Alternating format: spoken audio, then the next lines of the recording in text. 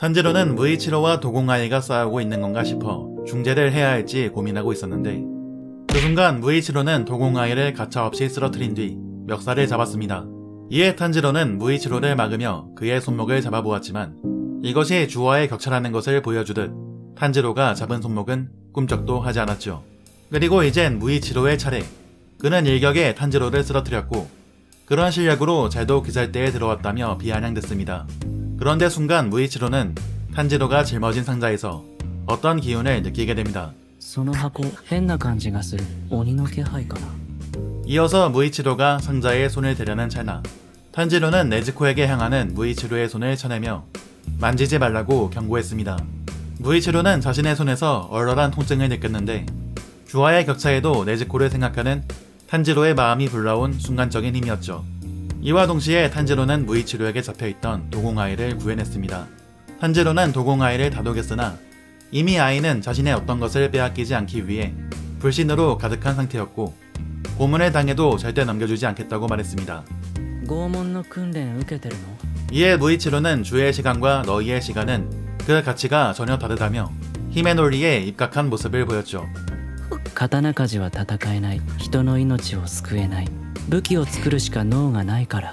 그의 말에 도공아이는 어떤 말도 할 수 없었습니다. 그때 탄지로가 무이치로가 내민 손을 쳐냈는데 무이치로의 말은 대체로 틀린 건 아니지만 배려심이 없는 잔혹한 말에 화가 났기 때문이었죠.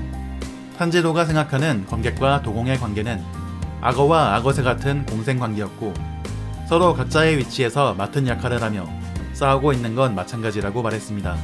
하지만 무이치로에게 있어 탄지로의 말은 시답잖은 이야기일 뿐이었고 그는 탄지로를 단번에 기절시켰죠.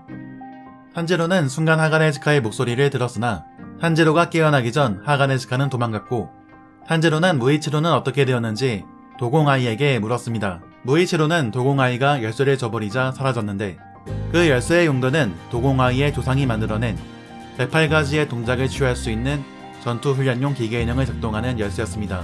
그런데 상당히 노후화가 진행되어 있었고 도공아이는 고장이 날 것을 염려하여 무이치로에게 열쇠를 넘겨주지 않고 있었던 것이었죠.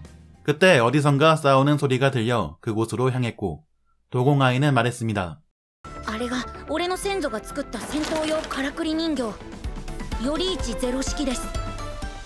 탄지로는 도공아이에게 기계인형에 관해 여러가지 물어보았는데 요리이치 형식은 실존했던 검객을 원형으로 만든 것이었고 팔이 6개 달린 이유는 팔을 6개 달지 않고선 그 검객의 움직임을 재현해낼 수 없었기 때문이었습니다. 하지만 그 검객에 대해선 300년도 더 된 옛날인 전국시대에 존재했던 인물이라 도공아이는 자세히는 알지 못했죠. 탄지로는 그렇게 오래된 인형인데도 인형이 고장나지 않은 것에 놀랐는데 그만큼 인형을 만든 기술은 현재에도 따라잡지 못할 정도로 굉장했고 그렇기에 고장이 나면 더 이상 고칠 수 없었습니다. 도공아이의 집은 요리이치 형식을 대대로 물려받아왔고 현재 다른 가족이 없어서 자신이 잘 해야 하는데도 칼에도 기계장치에도 재능이 없다는 사실에 몸을 떨며 분한 마음을 표현했죠. 탄지로는 그런 소년의 사정을 이해하게 되었고 기계인형과 훈련 중인 무이치로의 모습을 보게 되는데 귀살대 역대급 재능인 무이치로의 몸놀림에 탄지로는 감탄하게 됩니다. 그때 무이치로의 꺽쇠까마귀가 나타나 그런 재능을 가진 이유를 말해주었는데 그건 무이치로가 시작의 호흡인 해호흡 사용자의 자손이기 때문이었죠.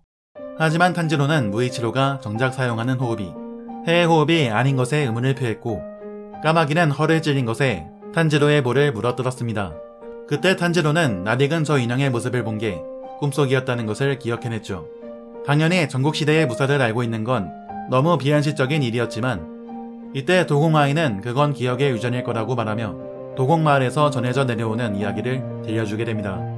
맨 처음 칼을 만들 때 그와 같은 장면을 본 기억이 난다거나 경험했을 리도 없는 사건이 기억에 남아있다거나 하는 것을 기억의 유전이라고 부르고 있었죠. 그런 아이의 친절한 설명에 탄지로는 고마움을 표하며 서로 통성명을 하게 됩니다. 도공아이의 이름은 고테치였죠. 그때 무언가 부서지는 소리가 들렸는데 그건 무이치로의 공격에 기계인형의 갑옷이 파괴되는 소리였고 자신의 소중한 인형이 망가져가는 모습을 더 이상 볼 수 없었던 코테츠는 나무 위로 숨었습니다. 탄지로는 이를 냄새로 찾아냈고 코테츠를 위로해 주었지만 코테츠는 자신에 대해서 모든 게 끝장날 거라며 비관했습니다. 이때 탄지로는 자신이 경험해온 것을 바탕으로 코테츠를 설득하게 되죠.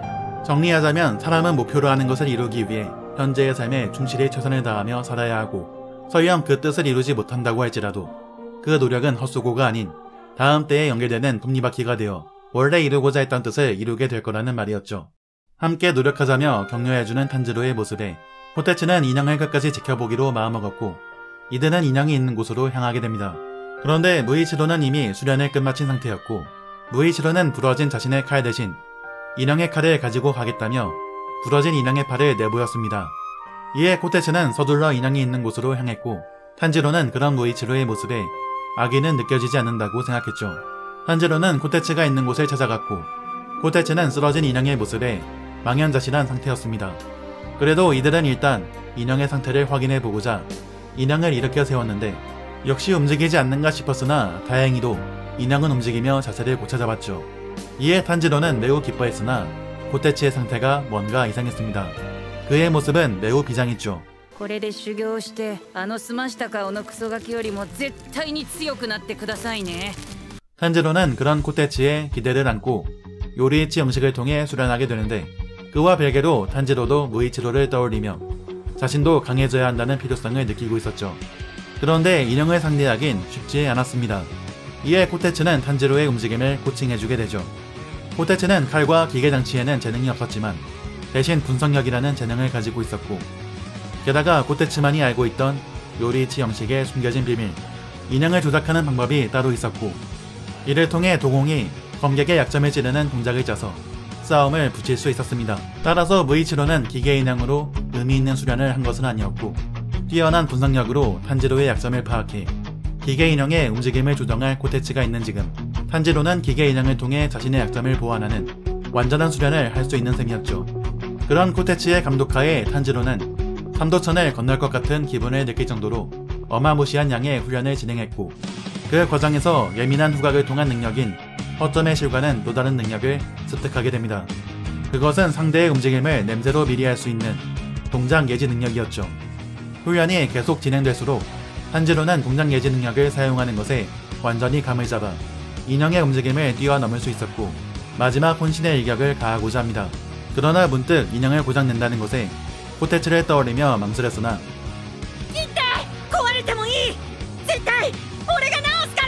코테츠는 이런 상황에서까지 남을 걱정하는 탄지로가 죽는 것을 원치 않았고 누구보다 강해졌으면 좋겠다고 생각했죠.